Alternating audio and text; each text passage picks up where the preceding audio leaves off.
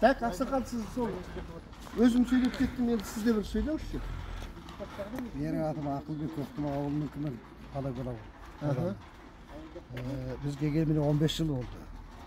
Бізге енді әйтеу өкіметке қол жайғанымыз жоқ, өзіміз күнімізді өзіміз көріп жатырмыз, малымыз бар. Қанша малыңыз бар? 600 бас малым бар.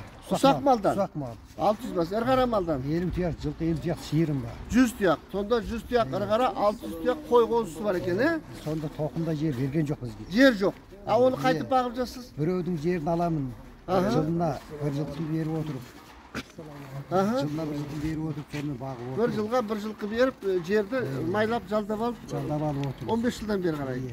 Так, әкімдерге барсаңыз не дейді? Әкімдерге барсақ, бүгін ертең конкурстан емдейді, конкурсқа біз қатысқанмен ала аламыз оны. Мәселе сода болып тұр. Міне, көрдіңіздер ме көпшіліктер?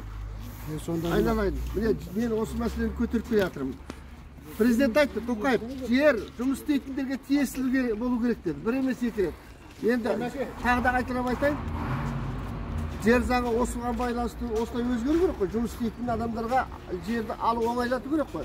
Бірақ ешқандай өзгеріс жоқ. Жер кодексінің жер беру шарты соп етпей тұр. Мен кеше кездесуде де айттым. Бүгінгі кездесуде де айттым. Бүгінгі кездесуде де айттым. Тағы да қайталап айтам. Осы сайлау біткенше осыдан мен жаңылмаймын. Жер жұмыс істейтіндерге тиесілі болу керек. Ол үшін қайту керек. Жердің заңы өзгеру керек та, жер оңай беру керек. Мынандай адамға 600 тұяқ қойы бар, 100 тұяқ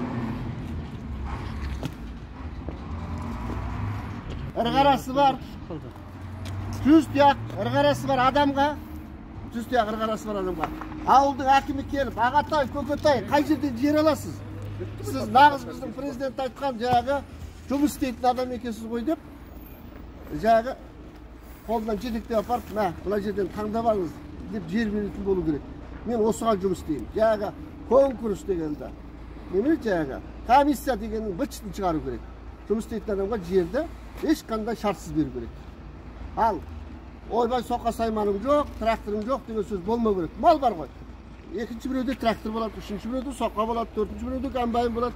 Өзі бір механизм болып келеді, сол жерде игеретін болады. Сондықтан құрметті жетісулықтар, менімен бірге болыңыздар, мені сайлаңыздар. Егер жер керек болатын болса, мен осыған 5 жылдық өмірімді жұмсасам да осы мәселені шешемін. Егер депутат болып жатсам. Құрметтен Ауыт Мұқибек, Жетісу облысынан парламенттің мәжілісіне кандидат.